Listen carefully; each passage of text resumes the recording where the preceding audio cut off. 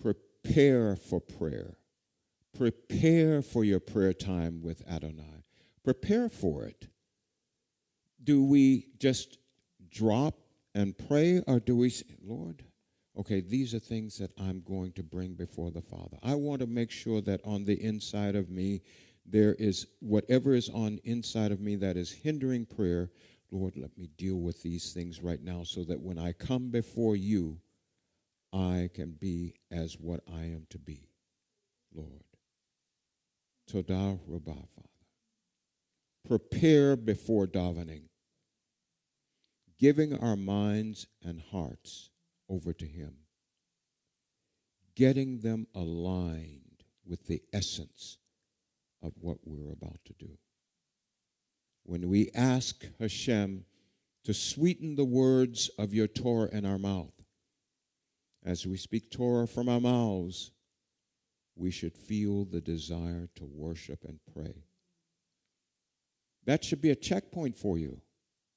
As you begin to speak the Torah, as you begin to speak, as you begin to pray, is there something when you pray or when you're reading the Torah, does it prompt you to pray? I know that when, like last night, when I opened a book, it prompted me to pray. And when that doesn't happen, I check me. I don't check the book, there's something wrong with this book. I'm looking at the Torah. The Torah is living, alive, and I'm reading it, but yet there's no spark in me, a spark of fire to pray and give praise and give worship.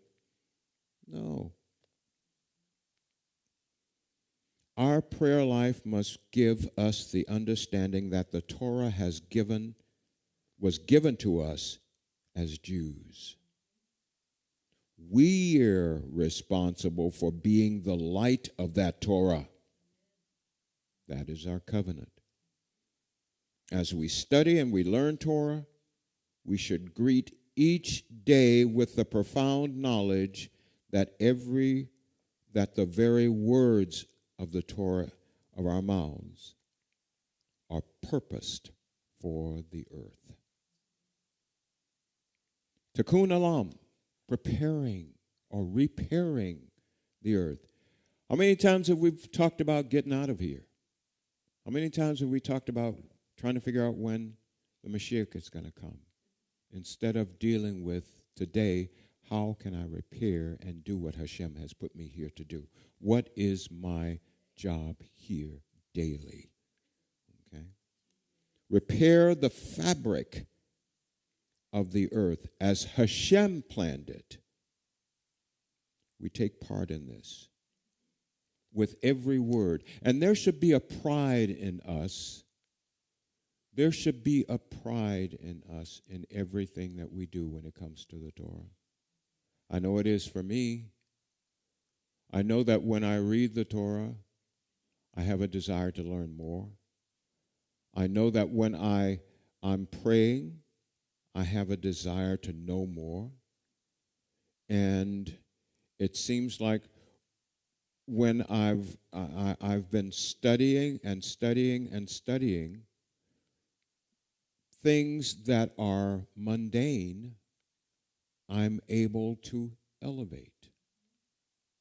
And that's the whole purpose of the Torah, is to elevate those mundane things that are necessary in our life.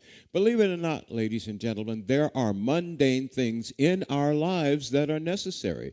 What we do now with the Torah is we elevate those to where that they are fulfilling the life of Torah.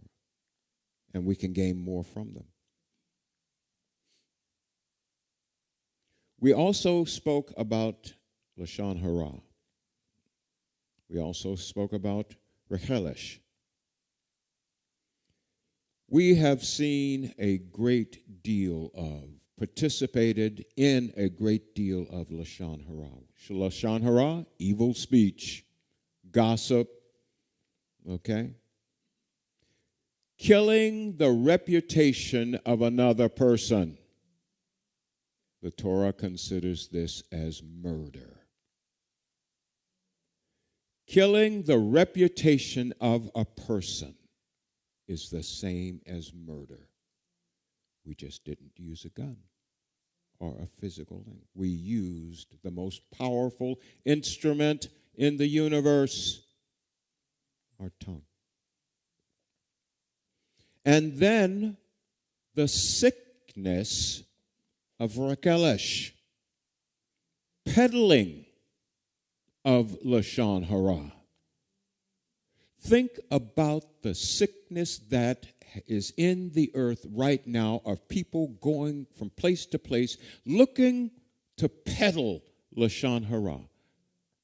What is it that is on the inside of a human being that wants us to, I need to tell this about this person so that I can feel better? What is wrong with this picture? I'm glad you asked. What's wrong with this picture is this person is not governed by Torah. Now, they may say Torah, Torah, Torah, Torah, Torah from the mouth, but lifestyle, totally non-existent. This is something we will not argue with. We will not argue on.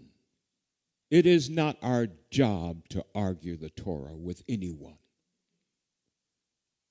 What HaShem has placed us here to do is to present the Torah directly from the Torah, of the Torah, by the Torah, and for the people of the Torah, and for you to make your definition and you to make your responsibility on observance.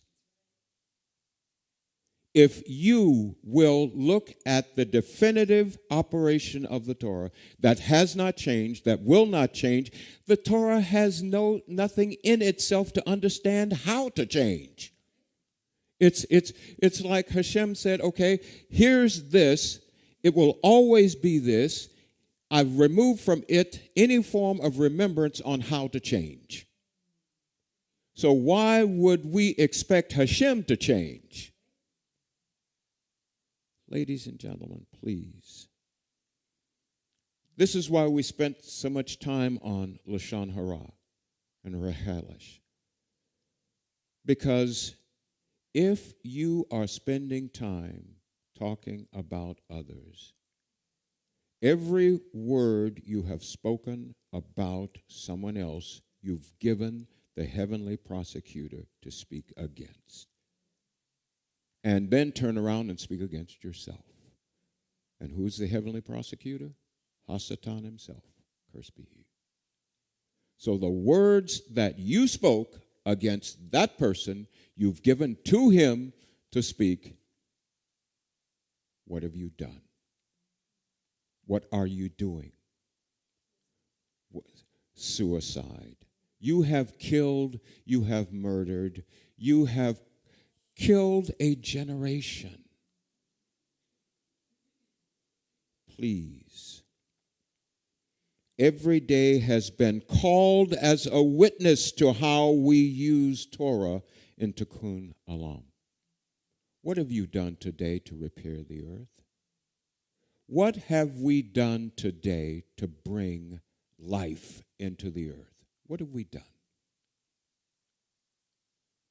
If we judge ourselves now, we will not be judged. If we stay focused on Torah today, tomorrow will become easier to focus on the Torah. Have you noticed how people who are more focused on evil get eviler? Is eviler a word? More evil? Okay? So, think about it. Avodah should also make you aware that our God is as close as our prayers. Praying with kavanah, with an open heart, with understanding, not just rote words, not just pray, pray, pray, pray, get it over with. Are you involved in your prayers? Listen, Master of the universe, who reigned before any form was created, at the time when his will brought all into being. Then as king was his name proclaimed. After all has ceased to be, he, the awesome one, will reign alone. It is he who was, he who is, and he who shall remain in splendor. He is one. There is no second to compare to him, to declare as his equal. Without beginning, without conclusion, his is the power and dominion. He is my God, my living Redeemer, rock of my pain in the time of distress. He is my banner, a refuge for me. The portion in my cup of the day I call. Into his hand I shall entrust my spirit when I go to sleep, and I shall awaken. With my spirit shall my body remain. HaShem is with me. I shall not fear. Ladies and gentlemen, do you pray that way? Is there something in you that would spark you to speak to HaShem, that I just want to serve you, I just want to service you, just in prayer? We haven't even gotten to what we need yet. I mean, we Daddy, give me, Daddy, give me, Daddy. No. That's too far down the road. I'm still in the awesome phase right now. I'm still, you know what? You woke me up. You know, you look at our entire bodies. Ladies and gentlemen, this is plumbing. All plumbing. Pipes. Some kind of fluid is running through here. And yet HaShem has given us prayers to give thanks. To just glorify the fact that the plumbing is working, that the valves are working, that they're open and closing when they're supposed to. Okay? I begin by recounting his greatness. How do you begin your prayers? Begin with talking about how good he is, how great he is. Each prayer prayed should make me more aware of the God of my people. Ladies and gentlemen, please remember that we're Jews. Please remember that we have a covenant made with Jews. Please remember our father Abraham as Jew. Please remember that what was given to him is given to us because we are Jews. Heir the covenant, heir conversion. This is what we're here for. As I said before, we don't argue the point of conversion. We offer the point of conversion. So, argument there. We have a solution here. Is there nothing that you know of that you can't praise HaShem for? Do you even have a list of what you can thank him for? A simple list, a medium list, a high list of what he's done. Okay? Do you know how to thank God for things that you don't even know he's done? That's something. Now, HaShem, I'm thanking you for what I know. But, Lord, for all the stuff that I don't even know that you've done for me, I'm thanking you for this, I'm thanking you for this, I'm thanking you for this, I'm thanking you for this. Okay? You've elevated your prayer life because you've gotten it out of you. It's not on me on how to pray. It's on HaShem. I don't know what you're doing out there. Thank you. I don't know what's going on out there. Thank you. HaShem, whatever is going on, Lord, it's all about you. Ladies and gentlemen, I know this sometimes it may sound like this is whimsical. It isn't. my thought life is like this, and I have to live daily atmosphere every day because I work with people every day. I work with the computers every day. They tell me what their computers are supposed to do, and I'm telling what their computers are designed to do, okay? And so I have to help balance the two and bring them together. And I promise you, many times it is not an easy task because they wanted to do this, it was designed to do that, and now the computer is saying no. And they want me to tell the computer to say yes, but they don't want to do what the computer is designed to do. How do we do the same thing with HaShem? The exact same thing. Praise before praying. How often do you prepare to pray? What do you do to prepare to pray? Are you preparing to come before the God of creation? How do you pray? How do you praise? You get into the Tedelim. You know, I constantly talk about the Tedelim, the Psalms. Okay? And there is a Tedelim for anything and everything a Jew will ever go through covered here. So go find it. Get onto it, ingest it, devour it, put it out. Ladies and gentlemen, we have tools that work. A person standing before you right now is not a person who's not practiced it. This is how I live. I don't want to live any other way. I don't have time to live any other way. Tedelim 145:16, you open your hand and satisfy the desire of every living thing. Our daily sustenance from HaShem. Right there, Todah Rabbah. Todah Rabbah. Praiseworthy are those who dwell in your house. May they always praise you. May they always praise you. Happy is the people for whom this is so. Happy is the people whose God is HaShem.